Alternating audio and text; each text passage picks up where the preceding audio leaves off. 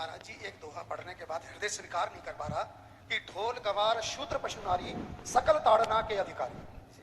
इसमें गोस्वामी जी ने बहुत सूक्ष्मता से वर्णन किया। महापुरुषों के वचनों को हम सूक्ष्मता से समझ पाए। प्रायः ऐसा कह करके हम कहीं कहीं माताओं बहनों की अवहेलना करते हैं, कई जगह हम इसका प्रयोग कर देते हैं। अरे वो गोस्वामी जी ने लिखा है ढोल गवार शूद्र पशु नारी सकल ताड़ना के अधिकारी। अब इसकी व्याख्या सूक्ष्मता से सुने और विचार पूर्वक। शास्त्रीय प्रमाण के अनुसार ढोल है ना, ढोल को ताड़ना चाहिए। ताड़ना मतलब उसको ठपाक चाहिए। अब बेताल नहीं, शास्त्र सिद्धांत के अनुसार, संगीत शास्त्र के अनुसार तभी वो राग प्रकट कर पाएगा, तभी वो बजेगा। ढोल को हाथ जोड़ के बोलो कि साहब आप बज जाएं, नहीं बजे, उसको ताड़ना चाहिए। अब ताड़ना शब्द चारों में एक जैसा नहीं लगेगा, शब्द एक ही है ताड़ना, लेकिन ताड़ना के अर्थ अलग अलग हैं। जैसे कनक है, एक ही शब्द है कनक, लेकिन कनक कनक ते 100 गुनी मादकता अधिकाय, वा खाए बोराए जग या पाए बोराए। बोले कनक ही शब्द है। जैसे ताड़ना शब्द का हम प्रयोग केवल वही समझे कि ताड़ना देना ही नहीं, उसका अर्थ अलग अलग है। जैसे कनक शब्द है, कनक को सोना भी कहते हैं और कनक को धतूरा भी कहते हैं।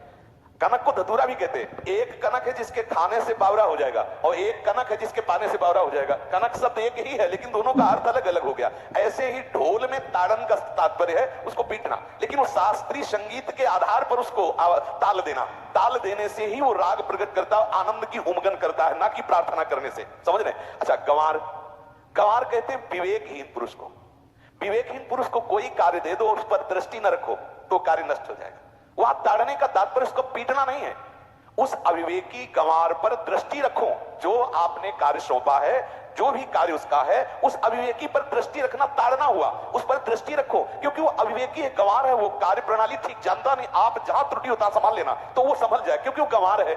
और शूद्र, शूद्र का तात्पर्य होता है शूद्र। वैसे जो वर्ण व्यवस्था में शूद्र का प्रादुर्भाव सबसे श्रेष्ठ जगह से प्रादुर्भाव है। वर्णन आता है ब्राह्मणोश मुखमाशी बाहु राजन्य कृतः उरुदतस जद्वैश्या पदभ्याग्यों शूद्रो जायत। भगवान के श्री चरणों की ही वंदना होती है प्राय। आपने देखा सबके श्री चरणों की, और शूद्रों का प्रादुर्भाव श्री चरणों से हुआ है। कोई ऐसा न समझे कि शूद्र का मतलब निकृष्ट होता है। यहां शूद्र का तात्पर्य, जब से किसी से कहते हैं कि शूद्रवत आचरण करता है, मतलब शास्त्र विरुद्ध सदाचार के विरुद्ध आचरण करना, शूद्रवत आचरण की तरफ संबोधन किया जाता है। यहां कहा गया कि शास्त्र की सम्मति, शास्त्र के शासन के अनुसार आचरण हो, सदाचार परायण हो। शास्त्र जिसके लिए जो विधान करता है, शास्त्र शासन स्वीकार करना, यहां शूद्र के ताड़न की बात कही गई। यहां शूद्र ताड़न का तात्पर्य डंडे से प्रहार करना नहीं, समझना। और जो चौथा कहा गया नारी, अगर स्त्री को हम ये कहें कि ताड़न से ही वो केवल काबू में रहती है, तो राष्ट्र में अपने प्रसिद्ध लक्ष्मीबाई जैसी कोई सामर्थ्यशाली वीरांगना, कोई वीरों सामने बड़े बड़े वीरों के दांत खट्टे कर दे, ऐसी बहादुर सिंघनी हुई, अंग्रेजों के दांत खट्टे कर दिए। अगर कोई समझे कि नारी केवल ताड़ने के लिए है तो उसकी मूर्खता है। पुरुष और नारी का समान प्रादुर्भाव हुआ है। भगवान ब्रह्मा के श्री अंग से दाहिनी तरफ से महाराज मनु और बाईं तरफ से उनकी पत्नी उनका प्रादुर्भाव हुआ सतरूपा। सतरूपा, अब आप बोलो एक ही शक्ति के दो भाग हो गए, एक पुरुष रूप धारण कर लिया, एक नारी रूप धारण कर लिया। अब यहां विचार जो है कि उस नारी के ऊपर ताड़न शब्द का क्या प्रयोग है। जैसे आप मार्ग में चले जा रहे हैं और आपने दृष्टि चूक कर दी और नारी आपकी स्त्री पीछे चल रही, तो कोई हमला कर सकता है, क्योंकि वो रत्न है। 14 रत्नों में एक रत्न स्त्री रत्न भी है। स्त्री को रत्न कहा गया है। भगवान श्री राम जब वनवास में जा रहे हैं तो सिया जी को आगे नाव में जब चढ़ाना होता तो पहले सिया जी को चढ़ा, सीए चढ़ाई चढ़े रघुराई, पहले आगे। दृष्टि रखो, दृष्टि चूक गई तो रत्न है। यहां दृष्टि रखना, शासन मतलब उसकी पिटाई करना नहीं कि जैसे ढोल को पीटा जाता है ऐसे स्त्री को पीटा जाए, शूद्र को पीटा जाए, तो गंवार को, ये व्याख्या नहीं है, ये मूर्खता है, इसे व्याख्या नहीं कहते। जैसे कनक शब्द के कई अर्थ होते हैं, ऐसे ही ताड़न शब्द का यहाँ अलग अलग प्रयोग है। स्त्री के ऊपर दृष्टि रखो। किस भाव की दृष्टि रखे? क्योंकि वो हमारे यहाँ रत्न की तरह है। कहीं कोई ऐसा ना हो कि कुदृष्टि वाला कोई उस पर हमला कर दे। पाणी ग्रहण संस्कार में रक्षा का भी सूत्र बताया जाता है कि आपको अभी ये समर्पित है, आप इसकी रक्षा करें। हमारे शास्त्रीय सिद्धांत में देखो, कभी भी स्त्री को अकेला छोड़ने का सिद्धांत नहीं पाया गया।